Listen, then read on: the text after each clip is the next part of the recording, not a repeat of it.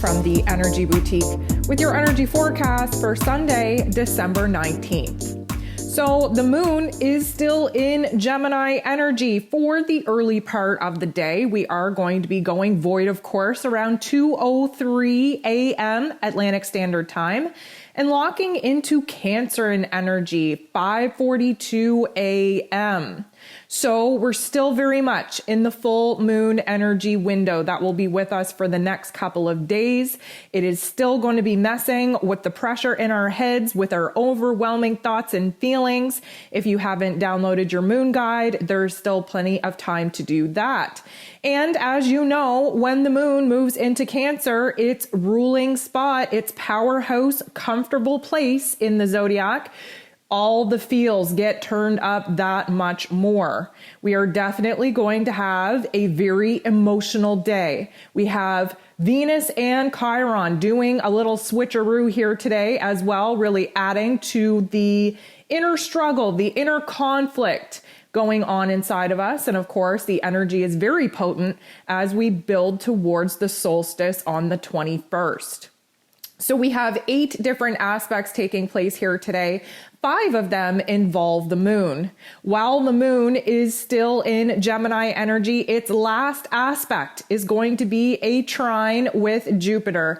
And as you know, Jupiter was a major factor in this full moon peak energy, really adding to the optimism, the hopefulness, the confidence that we now have to have in order to shift our perspective, shift our brains onto a brand new narrative where brand new perspectives can actually emerge. And of course, that is the first ingredient to how it is that we manifest the new realities, the new visions that we're looking hard to actually bring to life. Then we have Venus, the goddess of love and beauty and worth and pleasure and value, going retrograde in Capricorn. Please go ahead and check out December's energy forecast. I put out a video just yesterday of what we can expect with Venus turning retrograde and of course Chiron going direct, and it'll definitely take you a little bit deeper into what it is that we can expect to happen while Venus is retrograde, giving us some very powerful life lessons in our own worth, in our own value, in our own power. So then the moon transits into Cancer. And again, all the feels, right? We just want to cuddle up. We just want to huddle up. We want to stick close to home. And the moon goes ahead and bumps into the true node. And the true node, of course, is the destiny point. We are trying to kind of rework a couple of things. Why? Because we just had our mental plane blown wide open. New information, new details. We've connected the dots from our past situations, why we had to experience certain things to land us in this particular moment, this particular vibration and frequency. Why? Because we need to be who it is that we're currently are in this cosmos in order to prepare for who it is that we are becoming. Why? Because we have to become a higher vibration and frequency in order to receive the rewards and the blessings that we've been currently praying for. But let me tell you, this particular aspect is likely going to feel uncomfortable. There's an outside activation, an outside trigger that just kind of makes us question our current plans, our current strategy, our current dreams and visualizations. And again, may I remind you, the full moon energy is super potent. We have so much going on in the cosmos that chaos, confusion, uncertainty is the name of the game. But we are going to have this activator really kind of trigger something in us to see whether or not we're still in alignment with the vision, with the plans, with the strategy that we thought we were solid on. At this particular point in time, Chiron, that wounded healer planetoid, is coming out of a retrograde and stationing direct. Now we get to take all of the pain, all of the trauma, all the awareness that we've come to realize over the last 5 to 6 months, especially where our ego identity is concerned, where the wounds are still alive and well. We've learned a lot through tough love life lessons, and this is going to unleash our inner spiritual warrior. We have wisdom now. We have spiritual understanding now. And now that this planet is going direct, we get to take all of that internalized aha moment of genius. We get to do something with it in our physical realms, in our exterior realms. Again, please check out the video that I just put out yesterday about both Venus and Chiron doing this little switcheroo, and it'll kind of give you a bigger, broader perspective of what this particular energy does for us.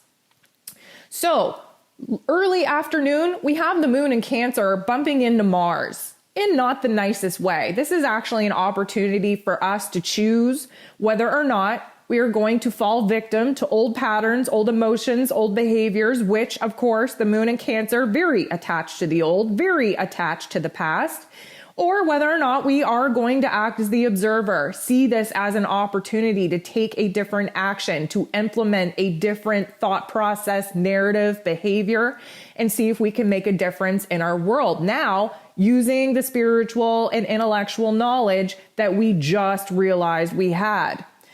The moon bumping into Mars in this way is likely going to tempt our frustrations, really kind of trigger us and activate us. Again, the energy is not ideal. There's a lot of swirling energy up there. Mars, of course, in Sagittarius, it's fire on fire. He's hot, he's fiery, he's bold, he's ready to go. He just wants to exert himself in pursuing his new passions, his new desires. And of course, very aligned with this bigger, greater, grander vision that we've been downloaded with as of late. And he's really kind of got ants in his pants and wants to get the party started. But emotionally, we're not ready to aggress ourselves right now. We're not ready to advance in our plan. We just want to chill. We need to take it all in. There's a lot of introspection and reflection to do in order for us to be in a situation where we're prepared to go ahead and start advancing forward. So this is likely going to trigger a lot of inner frustration because we have ants in our pants. We want everything to have happened like yesterday, and we just can't. We have to be patient. There is this energy buildup. Again, we are just days away from the solstice energy, from that reset, and we are flying high trying to wrap up Sag season. There's a lot of anticipation, a lot of scatteredness, a lot of inner frustration. So the moon goes ahead and makes a very harmonious aspect with Saturn. Saturn, of course, is ruler of roles and responsibility, of structures, of foundation, and of karma. We're still in the full moon window. We're still sorting through some of the karmic events that have happened to us, piecing together the connections of why some situations and experiences were 100% absolutely necessary in order to build us into who it is that we currently are. But here's the thing. Now we're really understanding where it is that we have to delegate or cut off some of the roles and responsibilities altogether. The moon in Cancer just wants to take care, wants to nurture, wants to stick to close, familiar territory. And yes, that Saturn energy being in Aquarius wants us to think ahead, wants us to think futuristically, wants to think about what we can do in the now to build the strong foundations that we're going to need to house our dreams in the future. But the commitments, the roles of our responsibilities right now, we're trying to kind of redefine the to-do list and make it a little bit more about focusing on the smaller, basic little needs, especially where home and family environments are concerned, and kind of leave the rest of the fluff for later. The sun sextiles Jupiter. This is going to be a huge surge of energy that comes kind of early evening, if you will. Now, the sun is in Sag again in its final days in Sagittarius season. So there is a little bit of a pressurized energy here to wrap up the life lessons, to explore the new paths, to align with the new truth, to get hyped up and excited about the new quest, the new adventures that we're about to set out on. And because the sun is our life force energy, is our will, bumping into Jupiter this way, we get the volume turned all the way up on this bravery, on this courage, on this, tenacity, this excitement, this new direction, these new adventures, this new knowing, this new intuitional feeling that something is about to change and something big is about to change. And of course, that comes with the solstice energy as well. Lastly, we kind of bring things down a couple of pegs because let me tell you, the moon goes ahead and squares Chiron. Chiron just woke up out of this 5-month slumber, being introspective, doing the inner healing journey. And now a square is a crisis point. It's an inner conflict.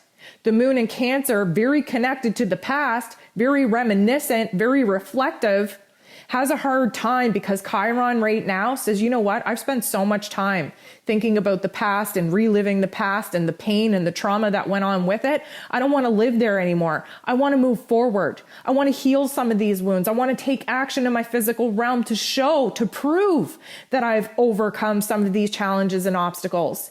And emotionally, we're not there yet. That moon in Cancer keeps us a little bit hypersensitive, keeps us overly stimulated, especially in our emotional field, and very focused on the past, while Chiron right now wants to just move away from the past and carry us into new healing cycles, moving into the future. So we are going to feel a little bit of a tug of war there. We are going to feel a little bit triggered, a little bit restless, but that just seems like the vibe of the day, coming off of this full moon energy, having Venus go retrograde, having Chiron go direct, and of course, having the moon be in her place of power in Cancer.